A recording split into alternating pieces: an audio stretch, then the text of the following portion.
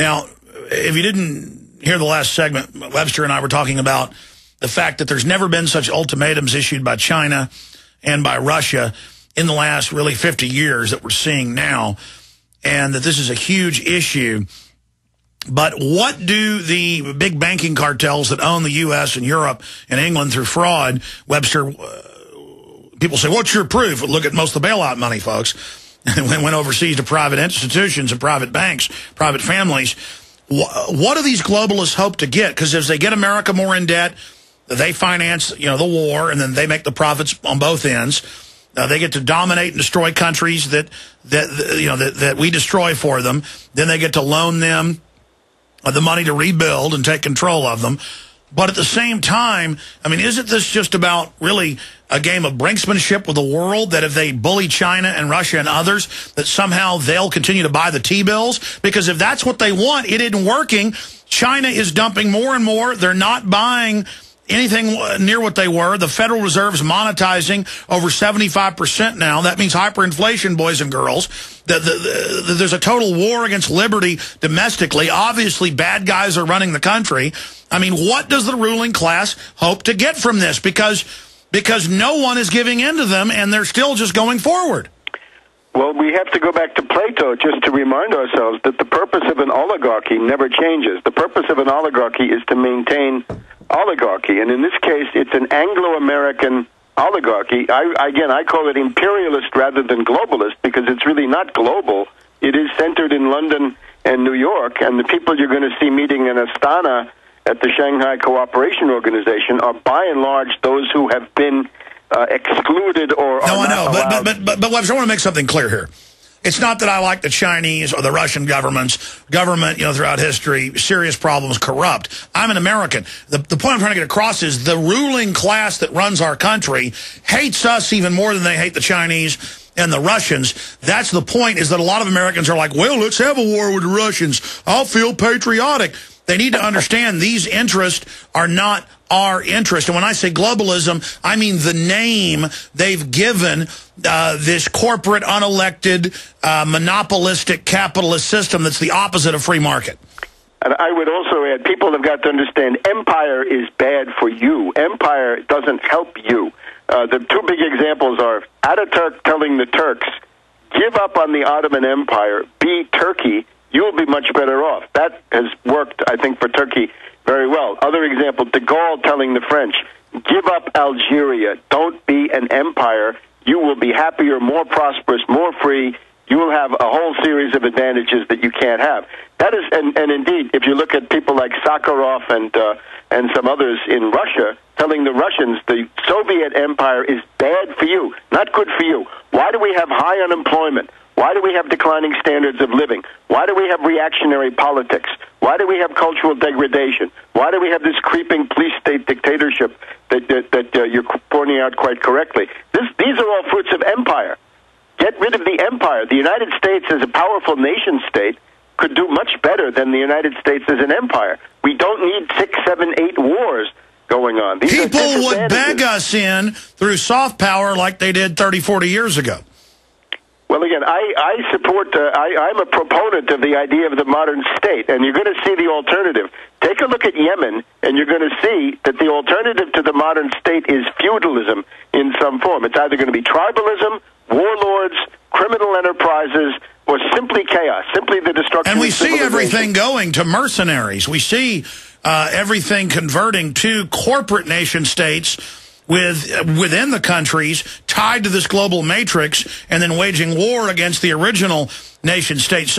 But again, to quantify it, Dr. Tarpley, what does the ruling class think they're going to get out of all of this? Because they're not getting the world to not dump the dollar. They're getting the opposite. And so instead of admitting they're wrong, they accelerate the program. Is that accurate? Well, they would say, Libya was interested in dumping the dollar. Libya was inviting in the Russians and the Chinese. Libya is now knocked out. Libya is, to some degree, paralyzed. And they say, what we do in Libya, we can do further. Remember that ultimately for them, the goal is to ride this color revolution, military coup, destabilization, insurgency, all the way to Tehran, to Beijing, and to Moscow. And you can see that implicit in that is the threat of some kind of third world war. That's evidently there. But they would say, with our color revolution methods, with the methods of Gene Sharp and the Albert Einstein Institute and the National Endowment for Democracy, we can essentially smash all the opposition in the world and then actually have a global empire with no significant centers of resistance. Because right now, Moscow, Beijing, Tehran, and others, Ankara, Turkey, maybe Indonesia, right? There are others that are somehow not following orders in the way that they And by the way, want. that's what the Financial Times of London is saying, and that's for the establishment mouthpiece. Why would they come out and say words like America is crumbling? Just as the British Empire crumbled, the American empire is crumbling. Is that because they're going to try to scapegoat us when really their elite is piloting the thought process of much of this, and then they'll try to scurry into other institutions? I mean, this is a British establishment indictment of the American empire, which they helped create.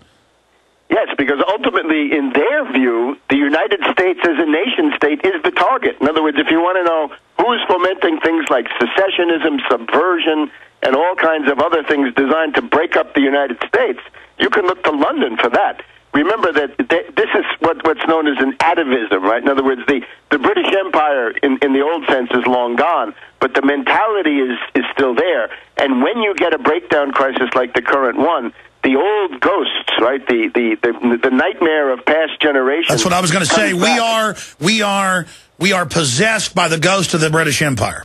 Yeah, they are. I mean, we're enslaved to it, but they're embracing it. So, yes, all of this is going on. The strangest things that you thought, had been banished from the world for a long time are now coming forward as if they were serious. But on the other hand, remember that the ruling elites of countries in the third world don't share this view. In other words, if you're in Moscow or Beijing or India too, and to a significant degree, or Brazil or Indonesia, there's a different mentality in the third world. They want economic development, they want progress, they want rising standards of living, full employment, modern science, modern technology, and so forth. Of course, all of these ruling elites have Malthusian factions. That's why they sell the whole carbon tax situation. Exactly. But they're only able to implement it in the West, more crippling, further crippling their own imperial war system. There's schizophrenia written all over this behavior.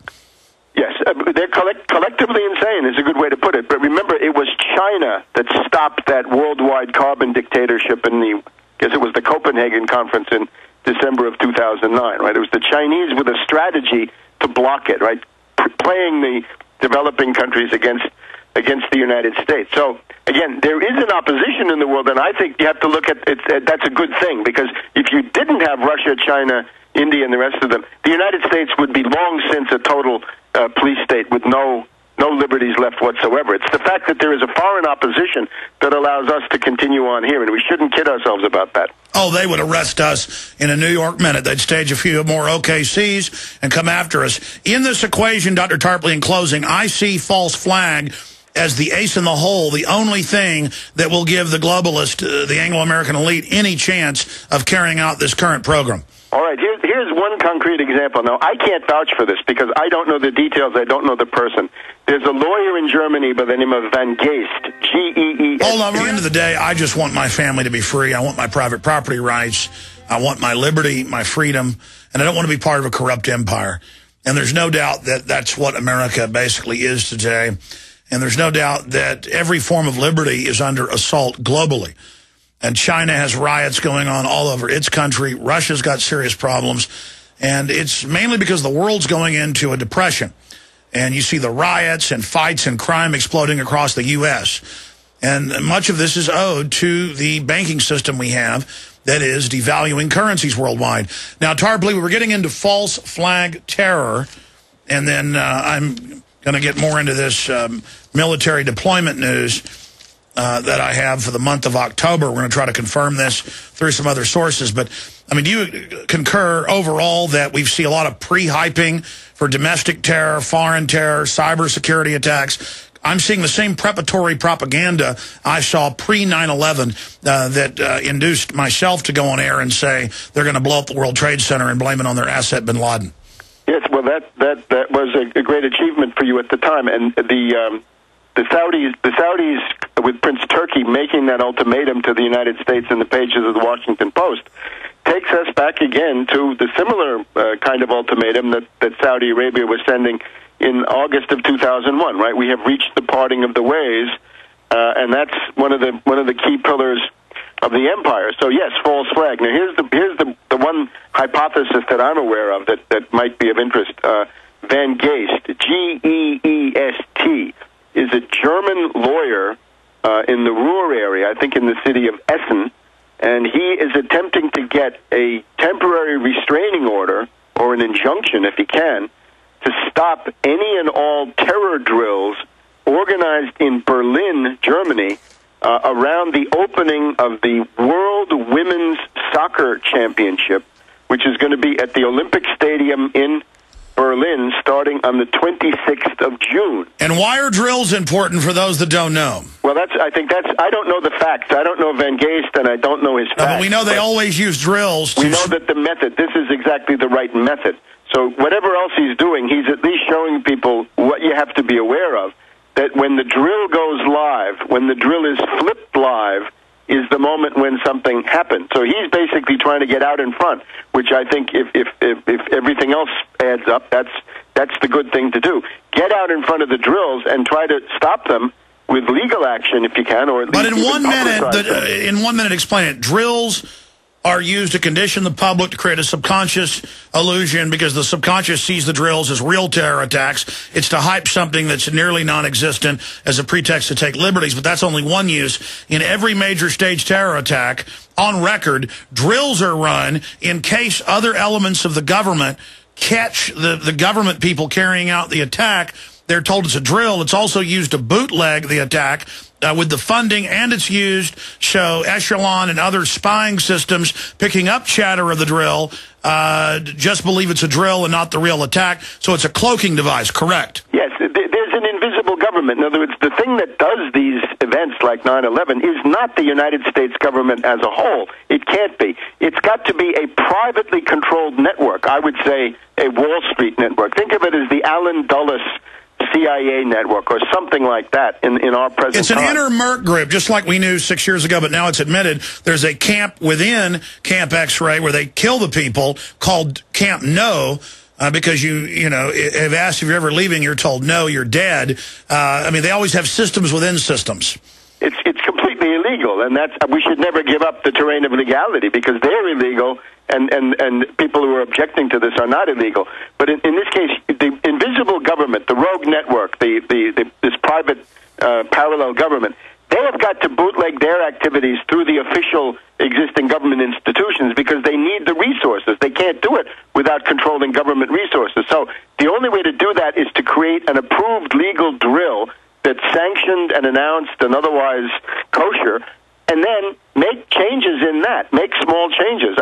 If people want to see how this works, you can look at that Tom Cruise film about Valkyrie, where they take an existing drill, Valkyrie, and they rewrite it, and instead of being a plan to maintain Nazi rule, it becomes a plan to end it. And by the way, that's a true story, so that's an example of how it can be reversed. It's a great way to show people how it works. And they even show by the way, Fox News, Fox TV was approached. We confirmed this. We broke this with stars of the show. The X-Files Lone Gunman spinoff, a year before and then 6 months before, aired a special where a group within government uses a drill of flying a hijacked jet in the World Trade Center to make government stand down to do it. And then, of course, they really did it a few months later, all part of throwing it in our face. Webster Griffin Tarpley, Tarpley.net, always amazing having you on, my friend. Let me say bye to you during the break. Always great to talk to you on and off air.